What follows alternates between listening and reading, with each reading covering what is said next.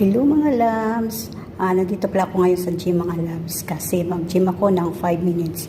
Ito pala loves, ito yung mga mga equipment nila dito. Ito ang gusto ko na gagamitin mag-exercise. At saka may ganito pa din sa pang punching. Yan. At saka ito. Yan. Kung gusto mo nyo mag-gym, pwede dito. Yan. Ito gusto ko rin to siya para sa legs.